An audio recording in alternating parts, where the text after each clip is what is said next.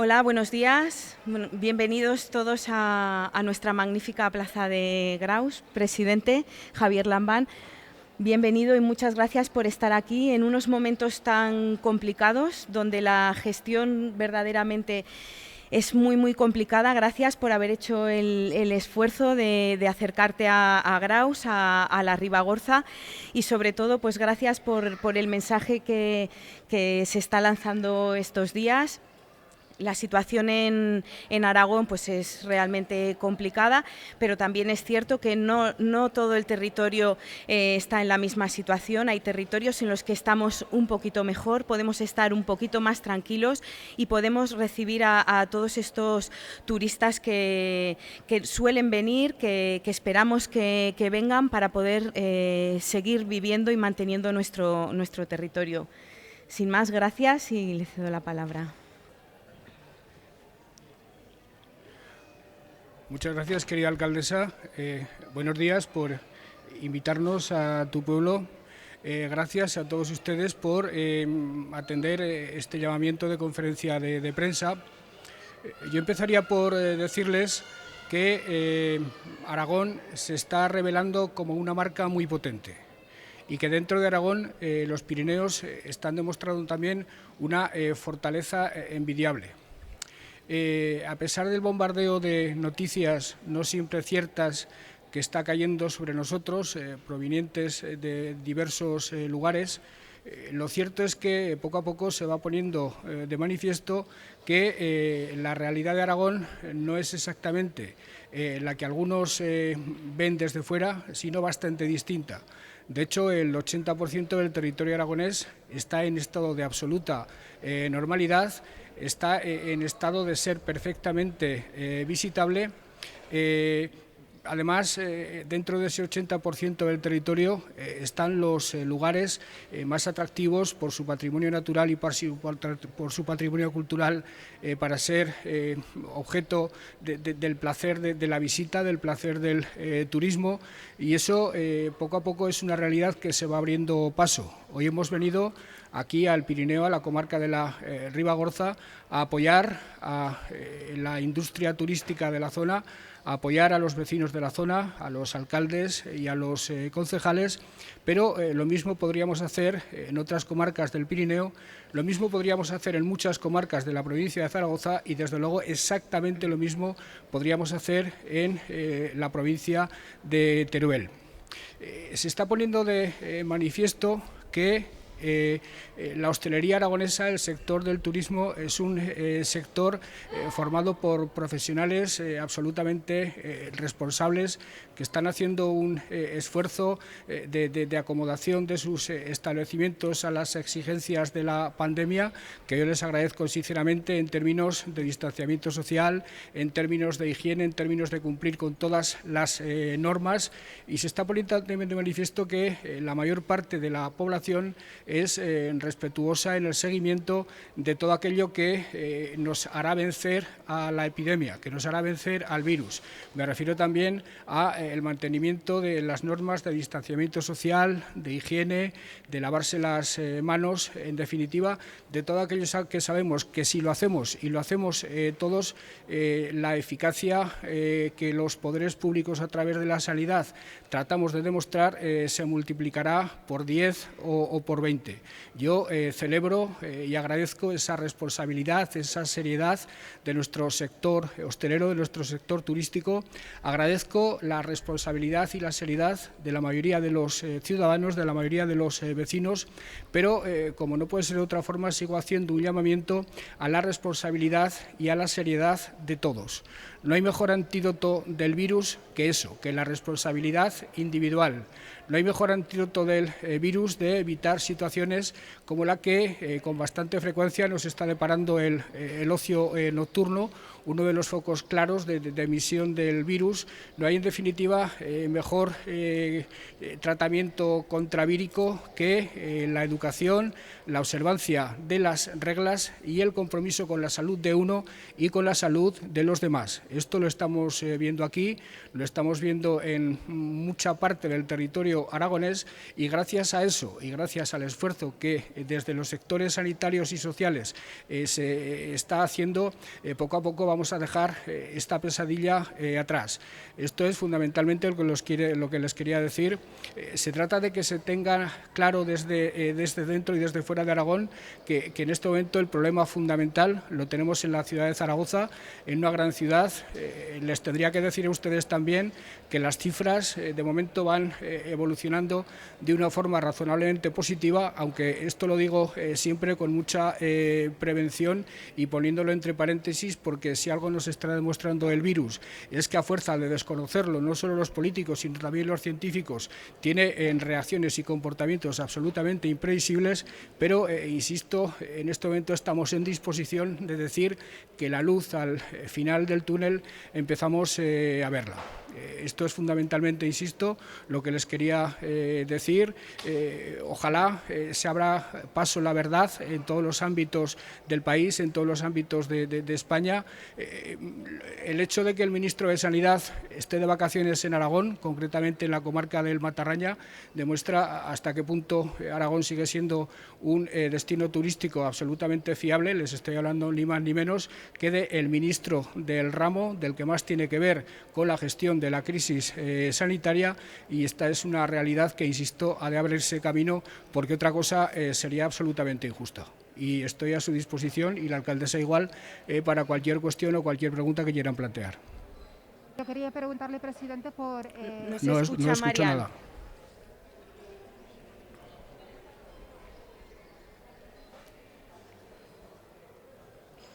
Nos vamos a broncear. Nos vamos a broncear. ¿Ahora? Sí. No. Haga una excepción, quítese la mascarilla, aunque solo sea un minuto, y haga la pregunta.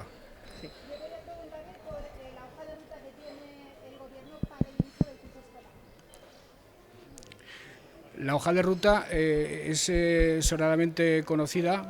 Se trata de que en los cursos de alumnos de edades más tempranas se produzca una enseñanza presencial, una enseñanza lo más parecida posible a la normalidad que conocemos, tratando de aislar a los alumnos por grupos, para que después, en caso de algún tipo de contagio, la identificación de los afectados y el tratamiento de los mismos sea sencillo y no repercuta en el resto del colegio. Se trata de que a partir de segundo de la ESO y desde luego en bachiller se pueda alternar la enseñanza presencial con la enseñanza telemática. Se trata de cumplir con todas las prescripciones del Ministerio de Sanidad, de contratar los profesores que sean necesarios para que la enseñanza sea, primero, absolutamente respetuosa con la salud, segundo, eficaz, y tercero, y esto es muy importante, permita la conciliación de la vida laboral y familiar. Pero se trata sobre todo de prever todas las eventualidades y todas las circunstancias que nos pueda deparar el virus, porque, querámoslo o no, en un momento u otro se introducirá en algún aula, se introducirá en algún colegio, y habrá que reaccionar con rapidez. En este momento la Consejería de Sanidad y el Departamento de Educación están trabajando en el establecimiento de esos protocolos. Estamos en este momento exactamente igual que el resto de las comunidades autónomas españolas, estamos intercambiándonos información, todos tenemos las mismas certezas y las mismas dudas, y tendemos a que las soluciones que le demos al problema sean perfectamente homologables, sean perfectamente intercambiables entre los unos y los otros, porque en definitiva somos un país, somos una nación, y los contactos entre nosotros necesariamente han de seguir existiendo, y es deseable que sigan existiendo. Por ejemplo, las últimas semanas han demostrado que la realidad social y económica de las comarcas limítrofes de Aragón y de Cataluña son prácticamente idénticas y, por tanto, no tiene mucho sentido que en el terreno de la educación o en cualquier otro hiciéramos una cosa en una comunidad e hiciéramos otra cosa distinta en otra.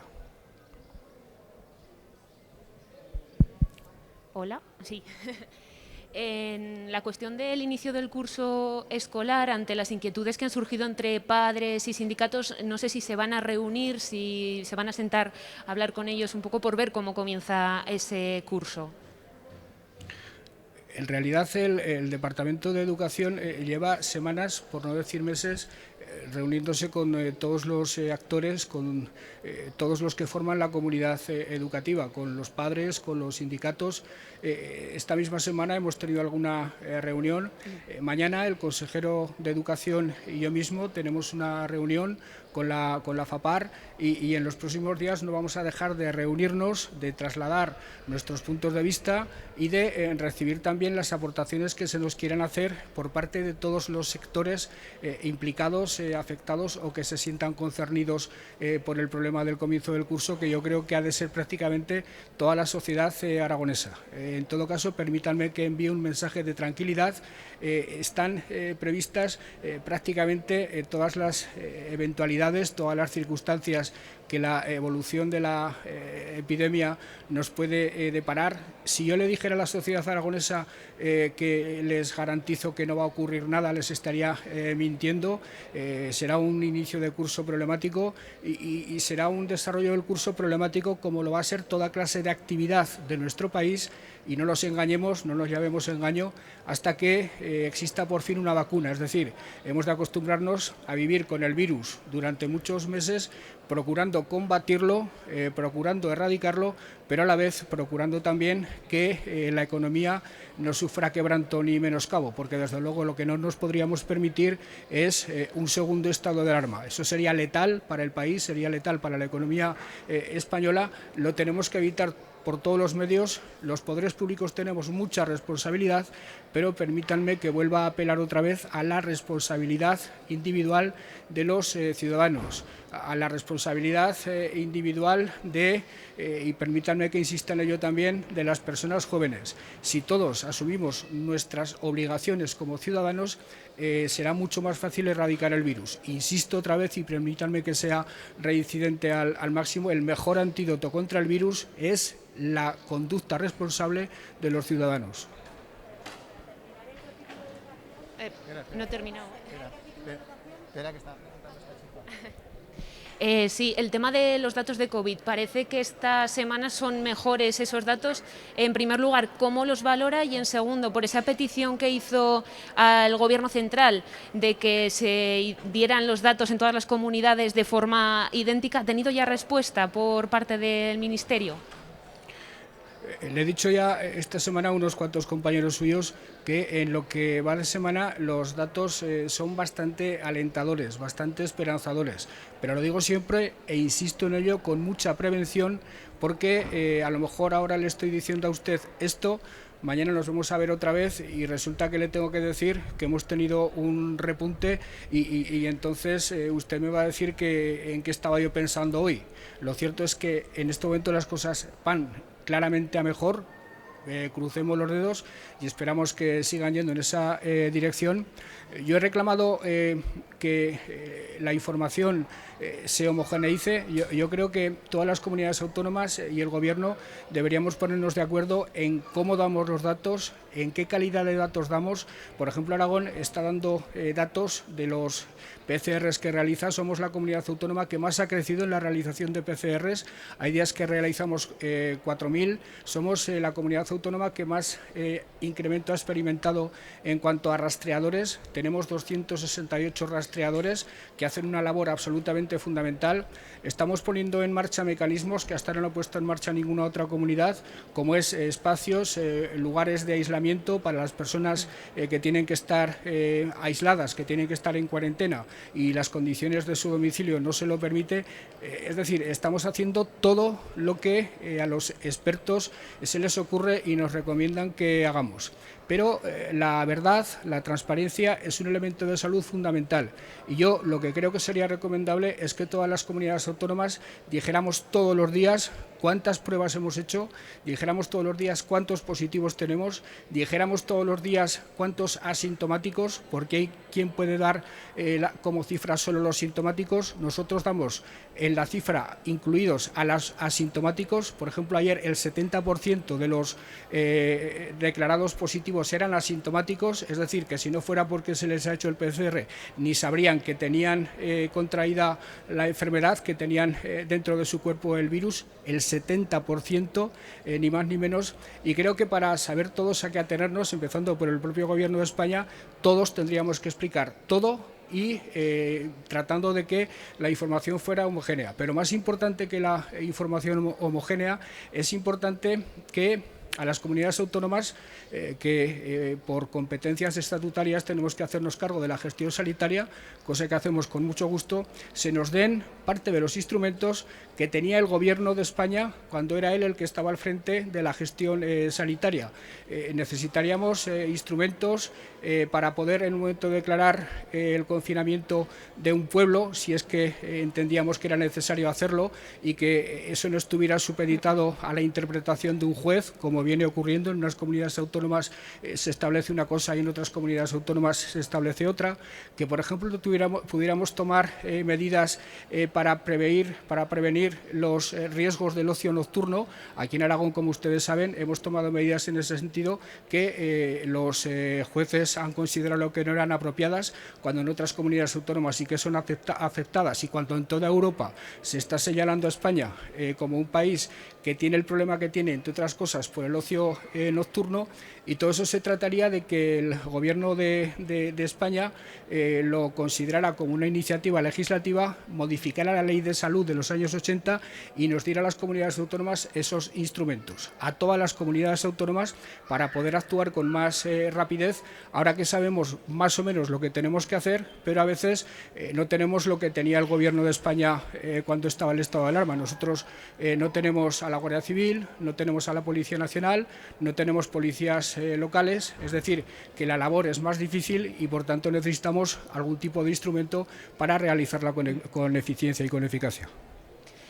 Imagino que han hecho una petición sobre esos instrumentos y luego, por último, la decisión de la que hablaba del Tribunal Superior de Justicia de Aragón sobre ese cierre de la 1 de la madrugada de la hostelería. ¿Van a presentar recurso? ¿Lo han presentado ya? ¿Cómo está ese asunto? Lo hemos presentado ya. Sí, solo eso. Oh, qué calor. No, antes era por cerrar el tema de la educación, que se ha quedado en el bachillerato. La universidad creo que empieza el día 14, no sé en qué términos, si será también como el bachillerato, presencial y combinado con telemático, nada, solo era por cerrar ese capítulo. Gracias. La universidad, desde ese punto de vista, es más fácil de gestionar, porque por la edad de los alumnos, por los medios tecnológicos de los que disponen, la enseñanza telemática es mucho más sencilla, sin ningún tipo de duda. La consejera de Universidades ha tomado todas las medidas al respecto. A ella le preocupa más que lo que pueda ocurrir en las aulas, es decir, en los campus y en las facultades. Le preocupa lo que pueda ocurrir en los colegios mayores. Ese es un asunto al que le tenemos que dar unas cuantas vueltas para evitar que ese sea un foco de contagios, pero insisto, es la edad más difícil de gestionar desde el punto de vista de conciliar salud, eficiencia de docencia y conciliación de la vida laboral y familiar. De lejos es la infancia, donde lo recomendable es que los niños y las niñas vayan presencialmente a la escuela, que no se contagien y que además sus padres y sus madres puedan ir a trabajar. Teniendo en cuenta que con los abuelos ahora no es recomendable dejar a los niños. Conseguir esa especie de cierre de ese círculo virtuoso es en este momento en lo que fundamentalmente nos estamos ocupando. Sí, buenos días. Quería plantearle dos preguntas. Una, si han tenido respuesta a las quejas que manifestaron por las restricciones que han impuesto pues, países como Francia o Bélgica, ¿no? para viajar a Aragón. Y luego hablaba de que el foco que más preocupa es Zaragoza. No sé si se plantean en el resto de comarcas que aún están en fase 2 o flexibilizado fase 2 o el municipio de Huesca levantar esas restricciones a corto plazo ya. Nosotros, a través del Ministerio de Asuntos Exteriores, porque evidentemente nosotros no tenemos competencias en política exterior, hemos manifestado nuestras quejas a los países que han puesto algún tipo de veto o de objeción a visitar Aragón. Lo que pasa que hasta ahora, tanto en nuestro caso como en el resto de las comunidades autónomas, el éxito ha sido nulo. De hecho, el Gobierno de España trató de que los ingleses levantaran el veto para ir a las islas y lo que ocurrió fue exactamente lo contrario. Es más, según lo último que he leído, además de Cataluña, Navarra y el País Vasco, y Navarra, Cataluña, Aragón y Navarra, recientemente hay países que están además recomendando que entre las zonas no visitables se incluya el País Vasco y se incluya Madrid. Es decir, que en ese sentido la verdad es que no estamos consiguiendo grandes avances. Y lo de levantar la fase 2 en las comarcas que aún están, no sé si se plantea a corto plazo. ¿Y el municipio de Huesca? Algunas de ellas, se lo digo con toda claridad, sí. Pero por no levantar falsas expectativas, permítame que no le diga exactamente cuál o cuáles. Pero sí que habría alguna en este evento que sería susceptible de decretar su vuelta a la normalidad. Gracias.